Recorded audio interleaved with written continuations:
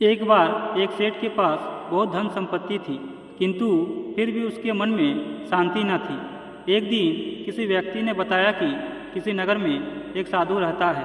वह लोगों को ऐसी सिद्धि देता है जिससे मनचाही वस्तु प्राप्त हो जाती है। उस व्यक्ति की बात को सुनकर वह सेठ साधु के पास जाता है और कहता है कि साधु महाराज, मेरे पास बहुत से पैसे हैं, लेकिन मेरे मन की शांति नहीं है।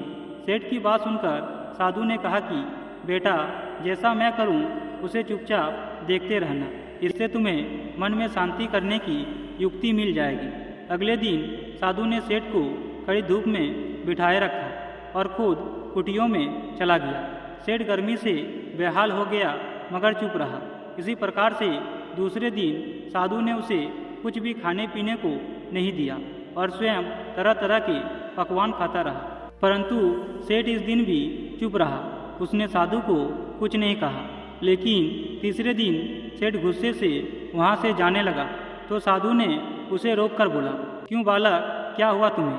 इस बात पर सेठ ने बोला, महाराज, मैं यहाँ बड़ी आशा लेकर आया था, किंतु मुझे यहाँ निराशा ही मिली है। इस बात के उत्तर पर साधु ने कहा कि मैंने तो तुम्हें शांति की युक्ति बता दी। पहले दिन जब मैंने तुम्हें धूप में बैठने के लिए कहा और मैं स्वयं कुटिया में बैठा तो तुम्हें बताया कि मेरी छाया तुम्हारे काम नहीं आएगी, परंतु यह तुम्हें समझ नहीं आने पर मैंने तुम्हें भूखा रखा और मैं खुद भरपेट खाया। ऐसा इसलिए क्योंकि उसने मैंने तुम्हें समझाया कि मेरी साधना से तुम्हें सिद्धि नहीं मिलेगी। उसी तरह शांति भी तुम्हें अपनी मेहनत और पुरुषार्थ से ही मिलेगी। मैं तुम्हारे मन को शांत नहीं कर सकता, उसके लिए तुम्हें खुद ही मन की शांति प्रदान करने वाले काम करने होंगे। यह सुनकर सेठ की आंखें खुल गई और वह साधु महाराज को प्रणाम करके वहाँ से चला गया। मित्रों, चिंता और चिता में सिर्फ एक ही बिंदु का फर्क है। आप सोच भी नहीं सकते हैं कि अगर आप अपने भविष्य के लिए रणनीतियाँ बनाने को लेकर चिंतित होते हैं तो सबसे ज़्यादा बुरा प्रभाव हमारे मस्तिष्क पर ही पड़ता है। आप जिस स्थिति में मौजूद है आपको उस पर ध्यान देना है। भविष्य के बारे में योजना बनाना तो उचित है, पर उन ख्याली योजनाओं के परिणाम को वर्तमान में सोचकर चिंता करना आपके शरीर को किसी धीमी जहर की तरह खोखला करता है। असल में हमें हमारी जिंदगी के प्रत्येक पल का ख्याल रखना चाहिए। भविष्य के लिए योजनाएं बनाना गलत नहीं है, पर उनको लेके अनावश्यक चिंतित होना गलत है। ऐसी स्थिति में आपके मन में अशांति और अस्थिरता उत्पन्न होती है, जो आपको एक ऐसे निर्णय पर पहुंचा सकती है जिससे आपको काफ़ी नुकसान उठाना पड़ सकता है। हमें इस पल का आनंद लेते हुए सुनहरे भविष्य की योजना तैयार करनी चाहिए। भले ही आपका समय कैसा भी हो, आपकी चिंता आपके प्रयासों को कमज़ोर करती है और आपको नकारात्मक व्यक्ति बना देती है। जब भी मन अशांत महसूस हो, आपको उसी समय उन चीज़ों पर विचार करना छोड़ देना चाहिए।